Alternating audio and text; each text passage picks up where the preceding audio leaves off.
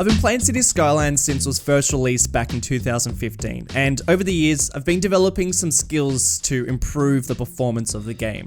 It's no secret that hardware does play a big part, but there is a lot of things you can be doing to improve your performance, whether you're playing on console, laptops, or downloading thousands of mods and assets on a beefy computer.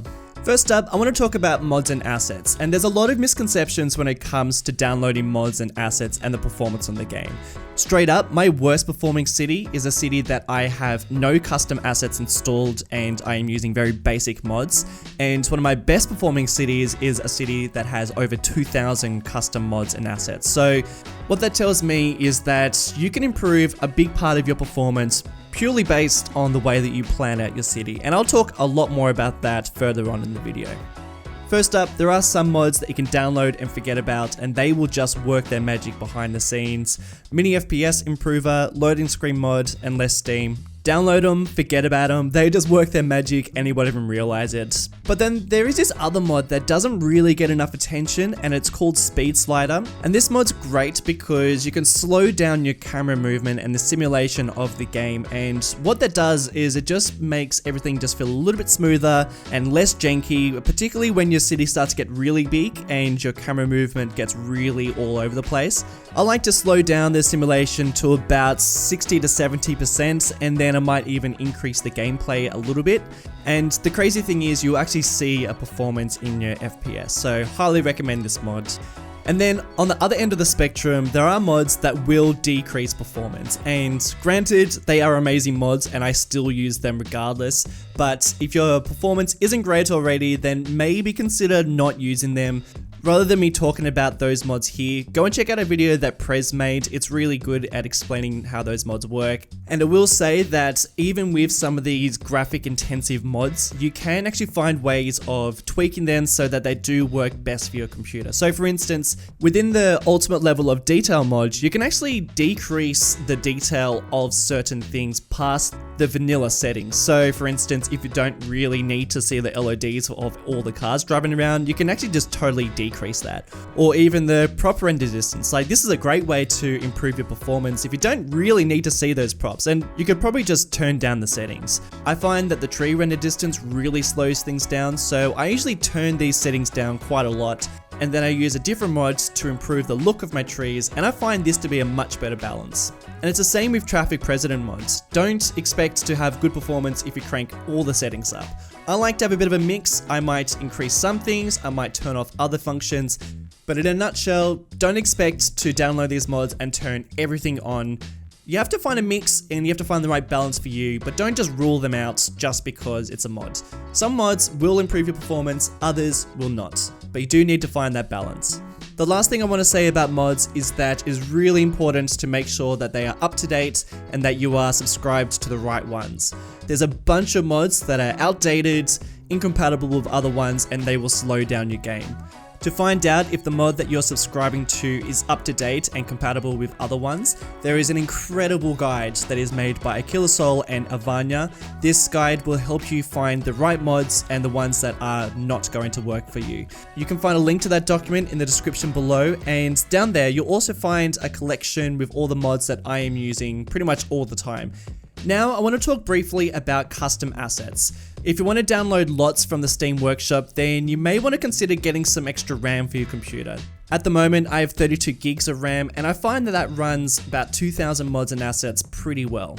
With that being said, I much prefer running cities with less mods and assets installed rather than just downloading anything, because my theory is the more you download, the more chance that things can go wrong, people can take things off the workshop, or mods can become incompatible.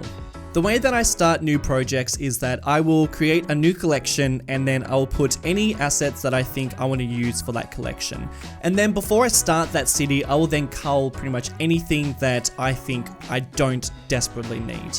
This includes any multiples of the same thing, so I don't need 20 different types of bins and 20 different types of walls. I just try and choose the bare minimal, and then that gives me room to add more stuff to the collection as I build my city. I like to use the mesh info mod to then go into my game and use the mod to basically find any assets that have a really high triangle count or a large LOD. If it's a building that I'm going to use once or twice or something that isn't like a big deal, then I'll keep it. But if it's a tree or if it's something that I plan to use a lot of, then I'll either remove it and replace it with something that's a little bit more optimized, or I'll try and use it sparingly in my city.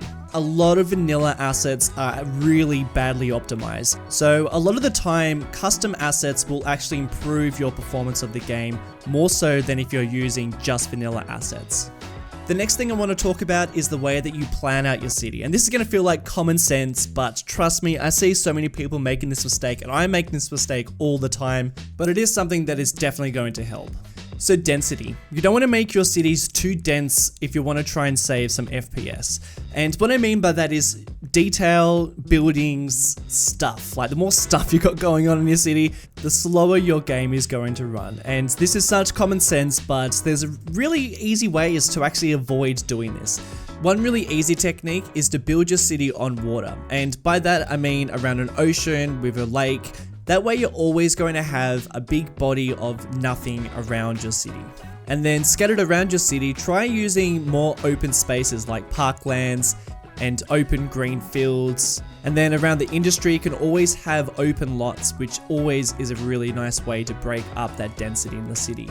Farms work in the same way. They're really easy to make. Just drag a couple of trees and there you go, you got yourself a farm. And then rather than making just one giant city, maybe make a couple of smaller ones and you can break it all up with farms and open spaces, and that way you're going to have a much smoother frame rate than if you just had one giant city with lots of detail and lots of density. Sichuan province, the city that had about 2,000 mods and assets installed and my largest population, also had the smoothest frame rate, and I think it's because I had two giant rivers running down the middle of the city, and additionally I also had a lot of larger buildings. So rather than having lots of smaller houses all close together, I had more bigger apartment blocks, bigger buildings, and therefore less density, and it just really helped the FPS. And you know, that's the same with population. The more sims you have walking around, driving around and doing stuff in your city, the slower it's gonna get, unfortunately. I noticed this the most in my Miami project, where the simulation speed came to an absolute crawl, nothing was growing, and that's because I just had a population that was way too big. Whereas in Marble Mountain, the population is still quite small, everything's all spaced out, and because of that, the FPS and simulation speed are pretty decent considering how detailed most areas are. I also rule this down to scale. I try to scale down a lot of my projects because I don't want my cities getting too large with crazy populations and sprawling suburbs where I feel like the FPS or performance kills the project before I even get to a lot of the places that I was really keen to build. So with all that being said, I highly recommend thinking about your projects before jumping into them. Don't expect to get a nice FPS if you're trying to do a recreation of New York. Maybe consider doing something with farms or on an island or something that incorporates a lot of open space, and you'll find that your game will run a lot smoother. The last thing I want to talk about are trees. Now, trees are a massive FPS killer, and I know it's so tempting to build giant forests or fill in gaps with big clusters of trees, but you end up losing a lot of FPS because of it. So with that being said, you've got to be really smart with your tree placement, but also the types of trees that you use and in what circumstance. It is really tempting to just download all the trees from the Steam Workshop and use all the beautiful trees all over your map, but I encourage you to get a mix. So I like to use Podelmo's clusters to use in bulk in most circumstances across my map. These are very low detail but still look fantastic. They're great for forests, they're great for behind houses, and I like to use these in bulk. These are like my bulk trees that I use. But then don't avoid the other trees in the workshop, just use them in a little bit more of a smarter fashion. So just put them in the more detailed areas, put them just a bit more sparingly across the map, and then that way you can have the best of both worlds.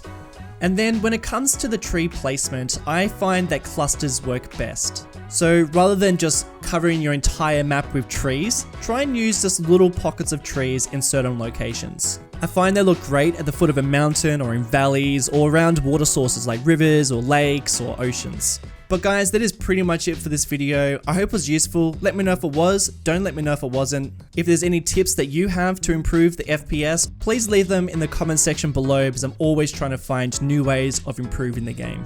For more videos like this, or to follow any of the series that I talk about, you can subscribe to the channel down below.